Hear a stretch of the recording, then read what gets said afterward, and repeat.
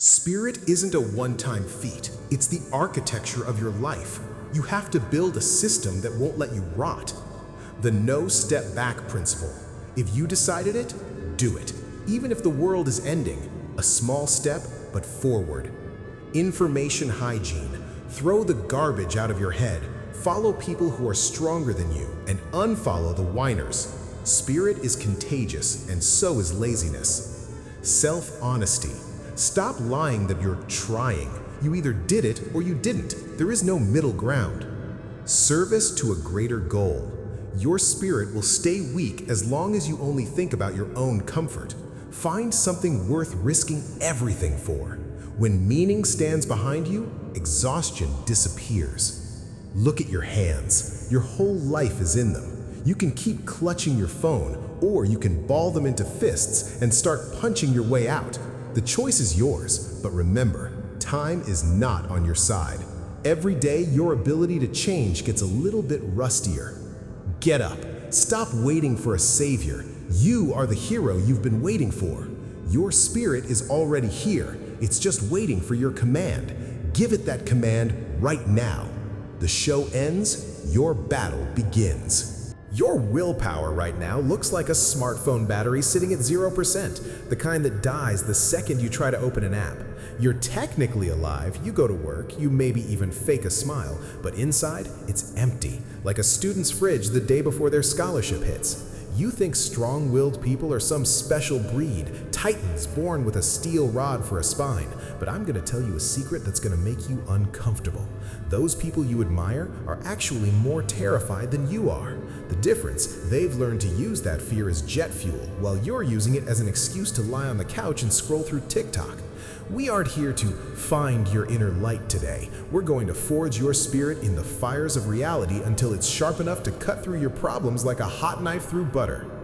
Do you know what's trendy right now? Self-pity. Oh, I'm burnt out. Oh, Mercury is in retrograde. Oh, my environment is toxic. Look at your excuses. They stink. It's a mental landfill that you're guarding like it's buried treasure. You think your weakness is a personality trait, but in reality, it's just a habit. You've trained your brain to hit the give up button at the first sign of trouble just to get a hit of sympathy in the comments section.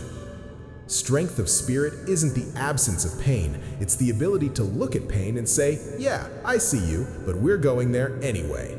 You're like that guy in the meme who sticks a branch in his own bike spokes and then blames literally everyone else. Your spirit is asleep because you've made it too comfortable in your own little private hell.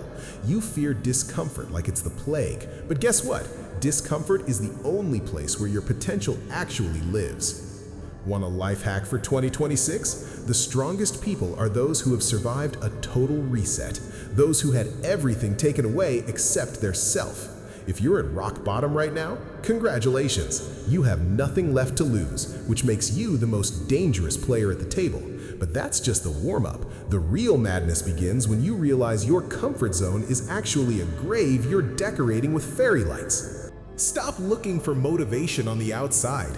All those videos of lions with epic orchestral music, that's fast food for the brain. You don't need inspiring content, you need survival mode. You train your spirit the same way you train a bicep, through micro tears. You have to do something every single day that makes you want to gag. Remember old RPGs? To level up, you had to go into the woods and grind by killing boars. Your boars are cold showers, waking up when your eyes feel like they're glued shut, and having that awkward conversation with your boss that you've been dodging for 6 months.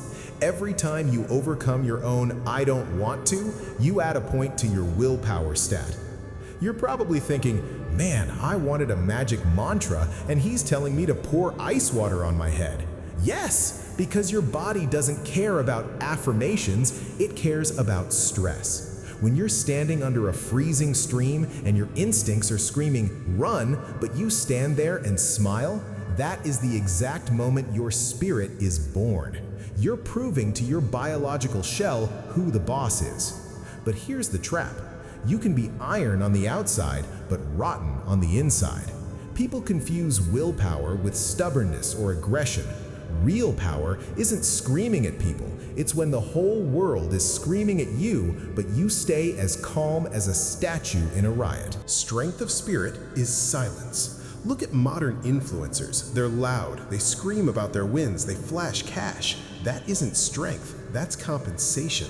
A real spirit doesn't need an audience. It shows up at 3 a.m. when you're alone, when no one sees your failure and you decide to stand up and try one more time anyway. Have you ever seen a sniper at work? They can lie for hours, unmoving, ignoring cold and insects, just for one shot. That is discipline. That is spirit. You need to learn to turn off the external noise, the T channels, the celebrity breakups, the doom scrolling. It's all trash clogging your frequency. Your spirit weakens because you're leaking energy on nonsense. Focus. Pick one goal that scares the hell out of you and start hammering it. Don't tell your friends, don't post a story, do it in total silence. Let your results be your noise. When you achieve something without needing a good job from the internet, you become bulletproof. You can't be canceled or hurt by hate because your power source is internal, not measured in likes. But watch out. As soon as you start growing, your old friends will try to drag you back into the swamp. They'll say, "You've changed," or "You're not fun anymore."